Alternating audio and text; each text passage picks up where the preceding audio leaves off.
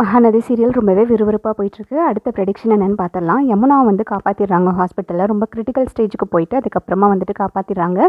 But இந்த விஷயத்த வந்துட்டு காவேரியும் நிவினும் வீட்டிலேருந்து மறைக்கிறாங்க. அதுக்கப்புறம் பார்த்திங்கன்னா ஒரு வழியாக வந்துட்டு தெரிய வருது. எப்படின்னு பார்த்தீங்கன்னா, காவேரியும் யமுனாவும் வந்துட்டு பேசிகிட்டு இருக்காங்க. யமுனா வந்துட்டு காவேரி கிட்ட சொல்கிறாங்க, கண்டிப்பாக நான் நிவினை கல்யாணம் பண்ணிக்கணும், நிவின்காக தான் நான் உயிரோடையே இருக்கேன், நீ ஏன்க்கா இப்படி பண்ணுற, உனக்கு தான் கல்யாணம் ஆயிடுச்சுல்ல, விஜய் கூட சேர்ந்து நீ சந்தோஷமாக வாழணும் அப்படிங்கிற மாதிரி சொல்கிறாங்க.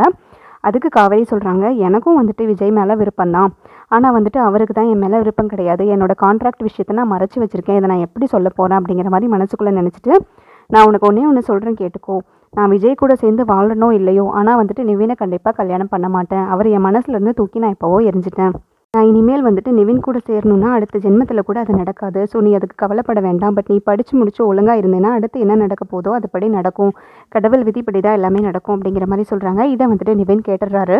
அடுத்தது நிவின் என்ன பண்ணுறாருன்னு பார்த்தீங்கன்னா, குமரன் கிட்ட போய் நடந்த உண்மையெல்லாம் சொல்கிறாரு. விஜயும் காவேரியும் கான்ட்ராக்டில் தான் கல்யாணம் பண்ணியிருக்காங்க, நர்மதா ட்ரீட்மெண்ட்டுக்கு வேண்டி காசு வாங்கிட்டு கான்ட்ராக்டில் கல்யாணம் பண்ணியிருக்காங்க. ஸோ விஜய் வந்துட்டு காவேரியை விட்டுட்டாருனா அடுத்தது அவள் என்ன பண்ண போகிறா, அவளுக்காக தான் நான் வெயிட் பண்ணிட்டுருக்கேன், எங்களை நீங்கள் எப்படியாவது சேர்த்து வச்சுருங்க. இந்த சமயத்தில் பார்த்தீங்கன்னா யமுனா வேற ஒரு புது பிரச்சனையை கிளப்பிட்டு இருக்காங்க, என்னை எப்படியாவது காவேரி கூட சேர்த்து வச்சுருங்க, காவேரி இல்லாத வாழ்க்கையை வந்துட்டு என்னால் நினச்சி கூட பார்க்க முடியல, அவளுக்காக தான் நான் உயிரோடு இருக்கேன் அப்படின்னு சொல்லிட்டு ரொம்பவே அழுகிறாரு.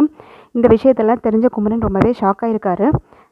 காவேரி நினச்சி ரொம்பவே வருத்தப்படுறாரு. காவேரியோட இந்த நிலைமைக்கு நானும் ஒரு காரணம் அப்படின்னு நினச்சி ரொம்பவே வருத்தப்பட்டு அவரும் அழுகிறாரு. அடுத்தது இந்த பிரச்சனை எப்படி சமாளிக்க போகிறோம், இது வந்துட்டு கங்காவுக்கு தெரியாமல் இருந்துச்சுன்னா பெரிய பிரச்சனை ஆயிரும், நம்ம கங்கா கிட்ட எப்படியாவது சொல்லிடலாம், காவேரியை வந்துட்டு எப்படியாவது விஜய் கிட்ட இருந்து காப்பாற்றணும் அப்படிங்கிற மாதிரி அவரும் யோசிக்கிறாரு.